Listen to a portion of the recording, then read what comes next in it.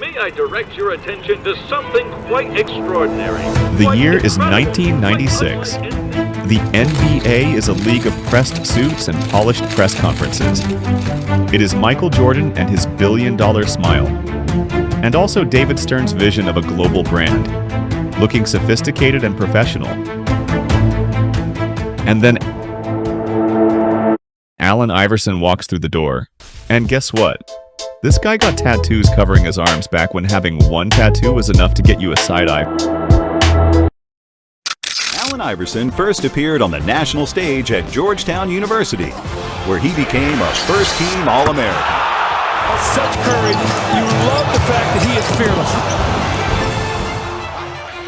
As at this period, the league quietly, preferred a clean cut. He talks like a person. I mean, a real person. So direct. We didn't get it done. That's all it means. It's no different significance to them winning here or in LA. It don't matter. And for the next 10 years, he becomes the most talked about, most argued over in the history of American basketball. Why? That is the question this documentary is about to answer.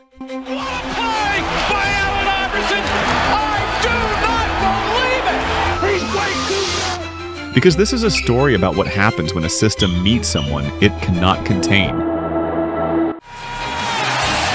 Iverson shot up and got it. He was fouled. Bring it up for the answer. Another sensational play by Allen Iverson brings this crowd into. Stories like this starts with someone who doesn't fit. And Allen Iverson never fit. Not by the NBA standards, anyway. He grew up in Hampton, Virginia, a city where poverty was the daily condition. His mom, Anne, had him at 15, which was pretty early. And to make it more worse, his father was mostly absent throughout his early childhood and his later years as a teen. According to him, there were nights the water didn't run and the lights went out. But there is one thing poverty does to some people, and this matters because it explains nearly everything about Iverson. It strips away the luxury of pretending. It's clear from the beginning that Allen Iverson was no ordinary rookie. Allen shoots free, gets two! The crowd loves it. It gives me great pleasure. No masking. And Allen never learned to wear the mask.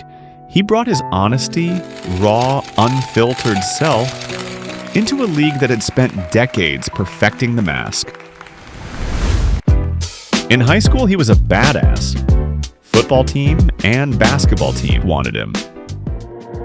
Then at 17, he was out with his friend to a bowling alley, where he was caught up in a fight, which led to an arrest. He was convicted and sentenced, which, as at that time, a lot of people thought was straight up wrong. It was the worst case of racism ever seen in the court system. A sentence that sent a teenager to a correctional facility? He served 4 months before a governor's pardon. When he got out, he wasn't softer. He came back harder, clearer about exactly who he was. Georgetown. Then the draft night came. With the first pick in the 1996 NBA Draft, the Philadelphia 76ers select Allen Iverson from Georgetown University.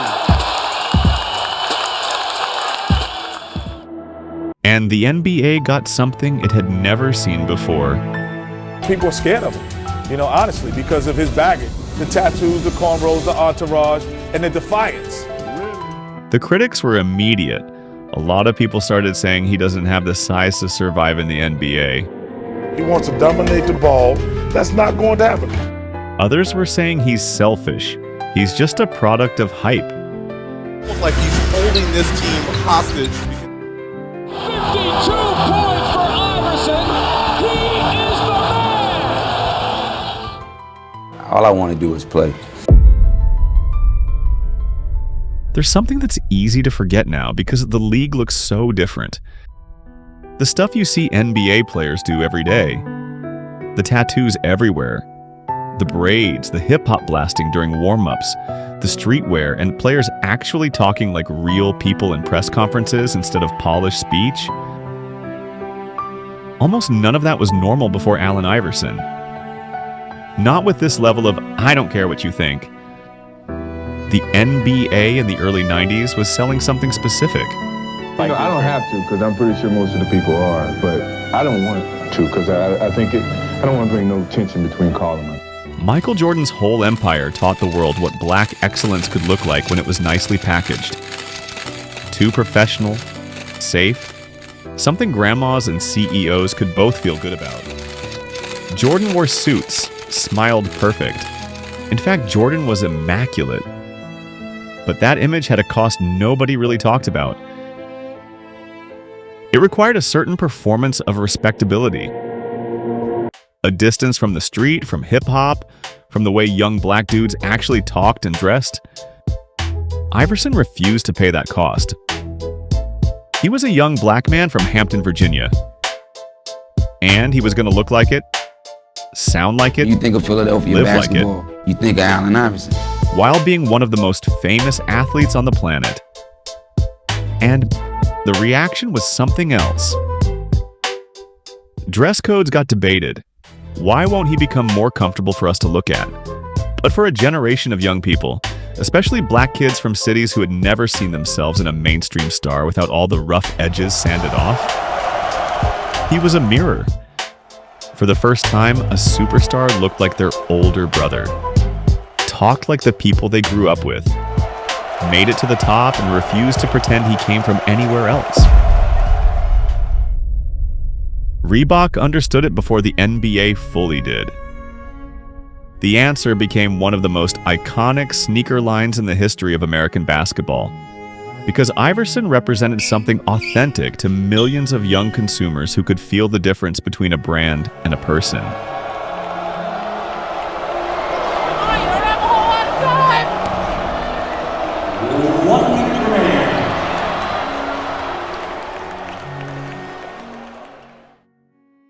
All right, let's talk about what he could actually do. A 6-foot guard in a league full of 6'8", 6'10", 7-foot men built like buildings.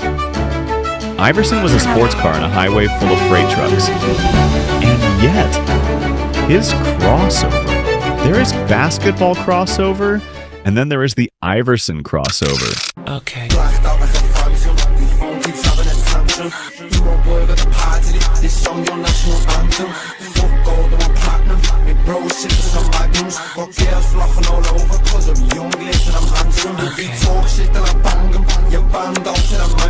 You've never got no motion, lad, you've never got no action. Bitch, I'm all about me passion. Music, money and fashion.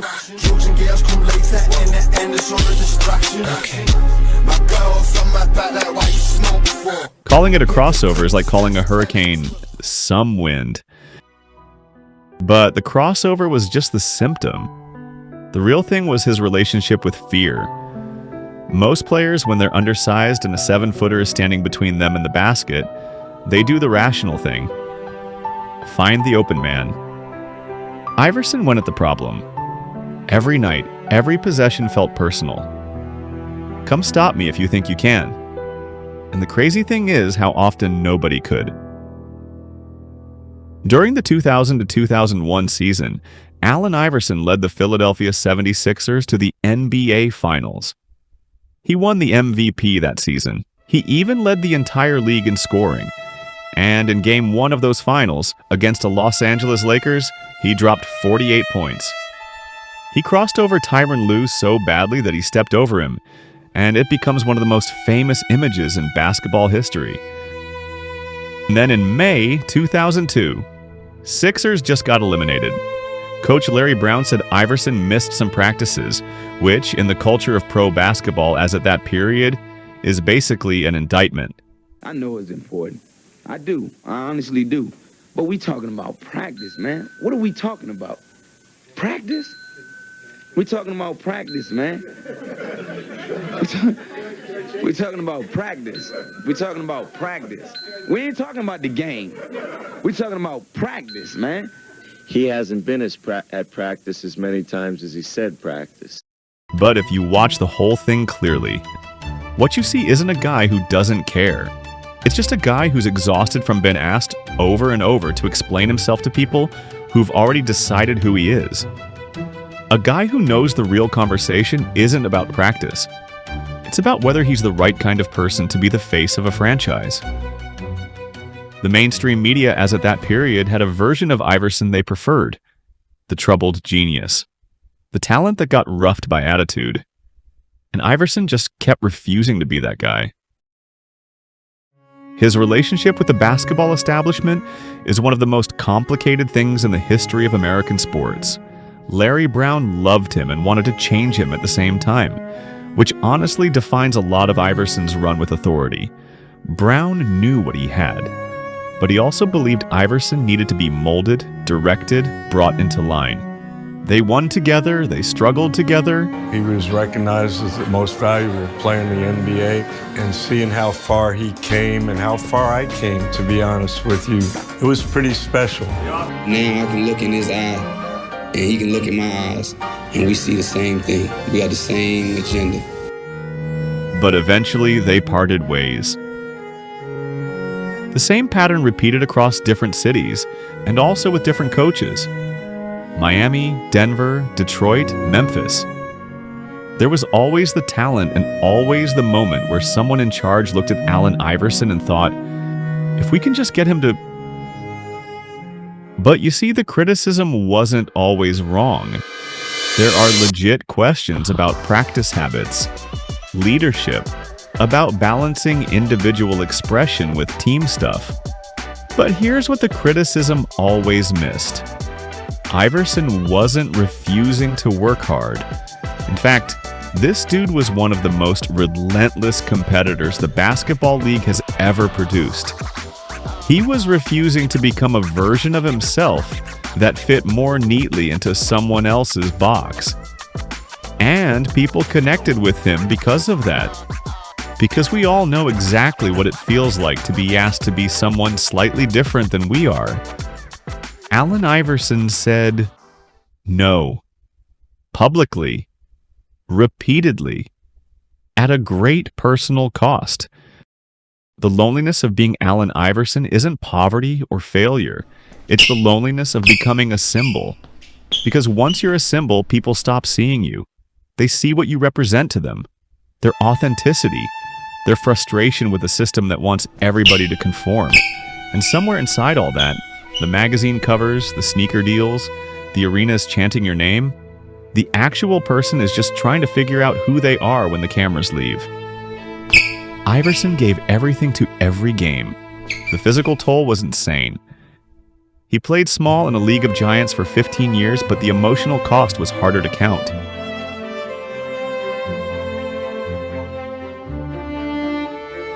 He said something once in an interview that didn't get enough attention. I just want to be accepted for who I am. And the tragedy of this is that the exact thing that made him unacceptable to the establishment was the same thing that made him beloved by everyone else. His refusal to change. But let's take a look at the NBA today. Tattoos everywhere. Braids. Hip-hop in the arenas and the locker rooms. The culture shifted anyway. The league changed, Allen Iverson didn't. His greatest achievement wasn't only on the court, it's the legacy of a man who walked into a system that wanted to change him and said clearly and consistently and at real personal cost, no.